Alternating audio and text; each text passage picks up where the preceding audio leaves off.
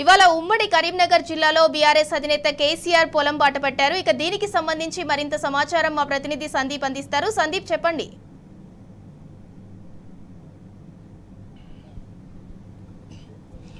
మరొక 10 నిమిషాల్లో బోయినపల్లి మండల కేంద్రానికి బీఆర్ఎస్ అధినేత కేసీఆర్ గారు రాబోతున్నారు.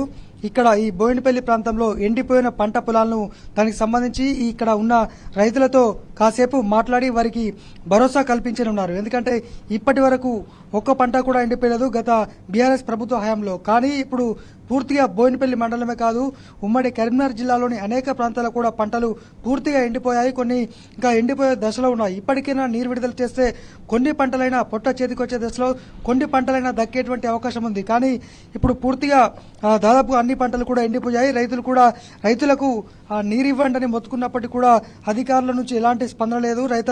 అధికారులు కూడా చేతులెత్తేశారు. ప్రస్తుతం మనము అధినేత బీఆర్ఎస్ అధినేత కేసీఆర్ గారు రాబోయే పర్యటనకు సంబంధించి ఇక్కడ రాబోయే ప్రాంతం ఇది మనం చూడొచ్చు.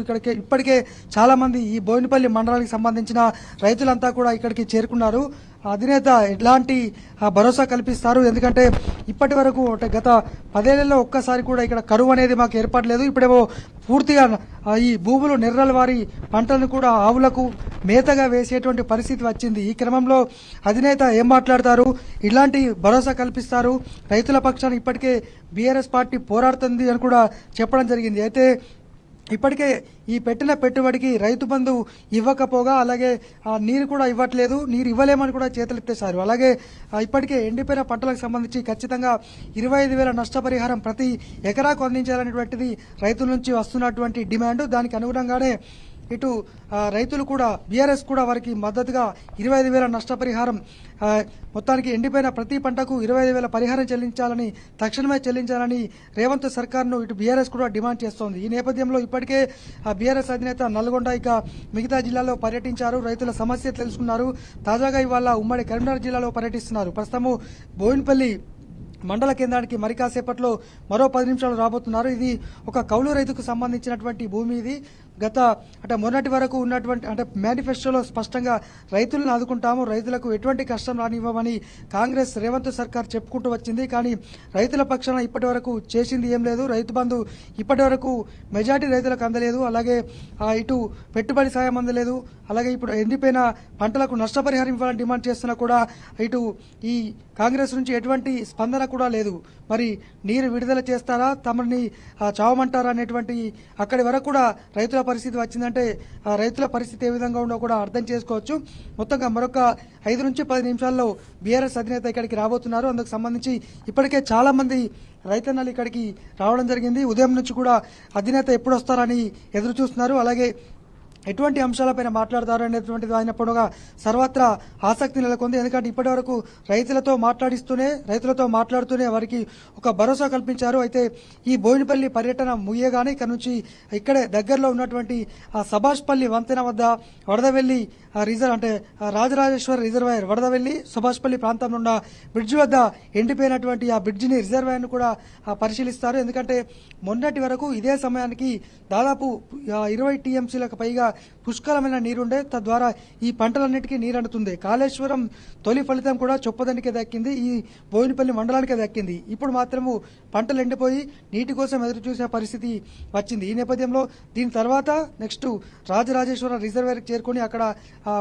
ఎండిపోయినటువంటి ఆ కాలువను రిజర్వాయర్ను పరిశీలించి అక్కడ నుంచి నేరుగా సిరిసిల్లాలోని తెలంగాణ భవన్కు వెళ్తున్నారు. తెలంగాణ భవన్లో మీడియా సమావేశం ఏర్పాటు చేశారు. అయితే అత్యంత ముఖ్యమైన అంశం ఇప్పటి ఉదయం నుంచి కూడా అధినేత పర్యటనలు చేస్తూ రైతులతో ముచ్చటిస్తున్నారు. ఇక సిరిసిల్లలో మాత్రము మీడియాతో మాట్లాడబోతున్నారు. మరి ఎటువంటి అంశాలను ప్రసంగిస్తారు, ఏం చెప్పబోతున్నారు?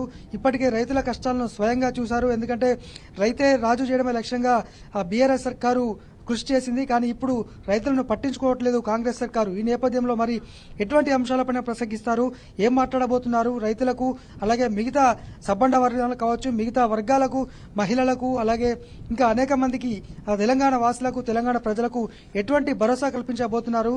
బీఆర్ఎస్ పార్టీ ఉద్యమ కార్యాచరణ ఏ విధంగా ఉండబోతుందనే దానిపైన మాత్రము మరి కాసేపట్లో దాదాపు 4 గంటల ప్రాంతంలో అధినేత కేసీఆర్ గారు స్పష్టత ఇవ్వబోతున్నారు. మొత్తానికి దీనిపైనే తెలంగాణ వ్యాప్తంగా కూడా సర్వత్రా ఆసక్తి నెలకొంది.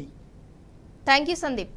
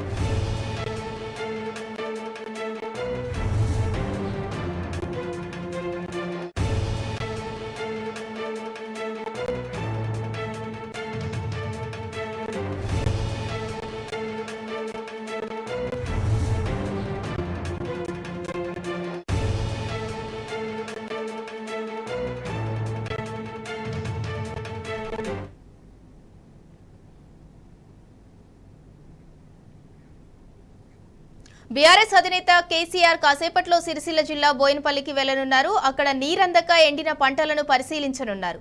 దీనికి సంబంధించి మరింత సమాచారం మా ప్రతినిధి లివిల్ రెడ్డి అందిస్తారు. లివిల్ రెడ్డి చెప్పండి.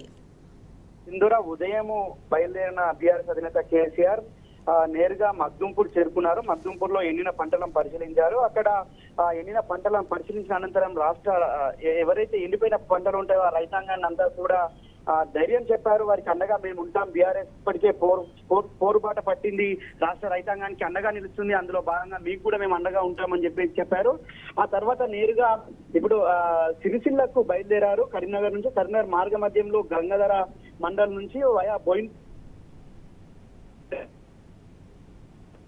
మండలికి వెళ్ళి ఘన స్వాగతం పలుకుతున్నారు.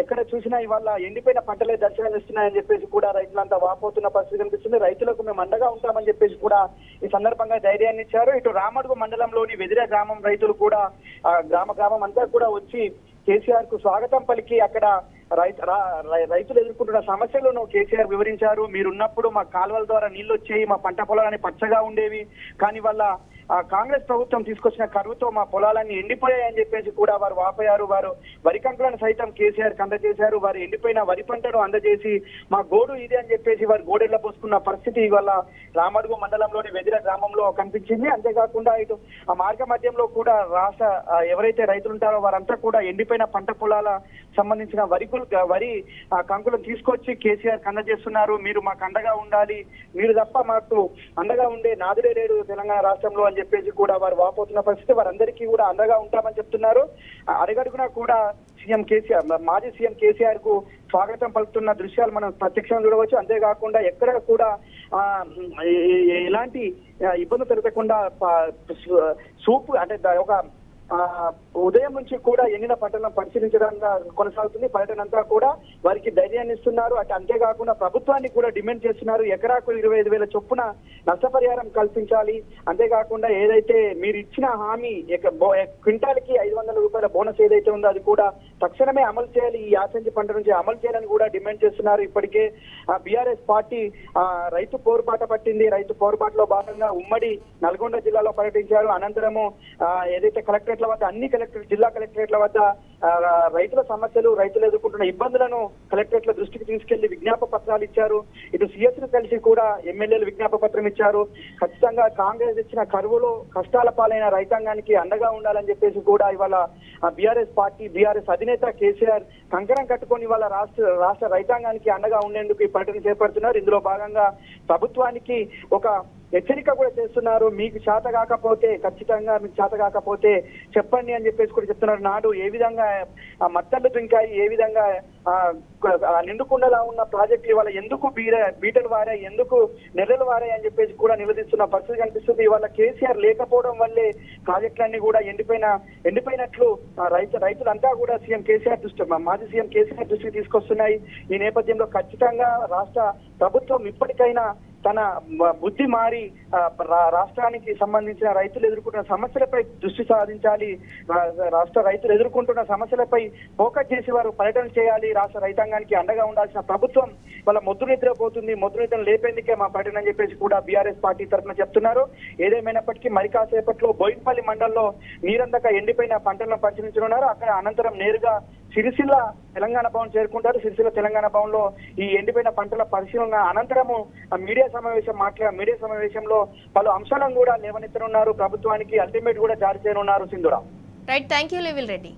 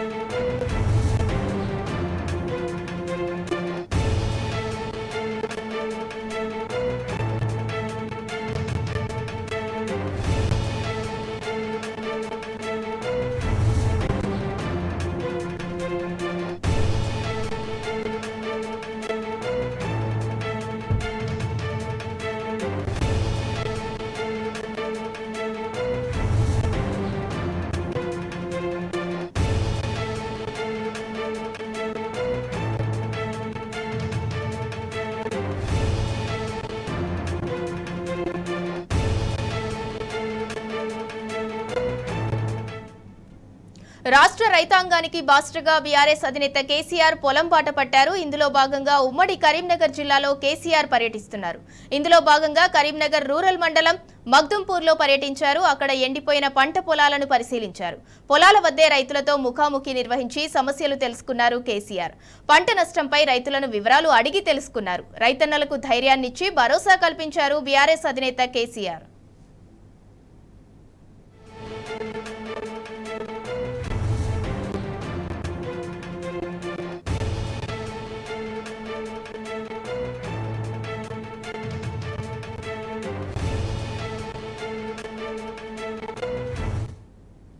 కరువుతో కష్టాల సుడిగుండంలో చిక్కుకున్న రైతన్నలకు భరోసా కల్పించడానికి బయలుదేరిన బీఆర్ఎస్ అధినేత కేసీఆర్ కు అపూర్వ స్వాగతం లభించింది. ఎర్రవెల్లి నుంచి కరీంనగర్ కు బయలుదేరిన కేసీఆర్ కు ప్రతి గ్రామంలో ఘన స్వాగతం తెలిపారు. ప్రజ్ఞాపూర్, దుద్దెడ, సిద్దిపేట, శనిగరం, బెజ్జంకితో పాటు పలు గ్రామాల్లో రోడ్ల మీదకొచ్చి కేసీఆర్ కాన్వాయ్ను చూడటానికి ఎగబడ్డారు. పలుచోట్ల కేసీఆర్ బస్సులో నుండే అభిమానులు బీఆర్ఎస్ కార్యకర్తలకు అభివాదం చేశారు.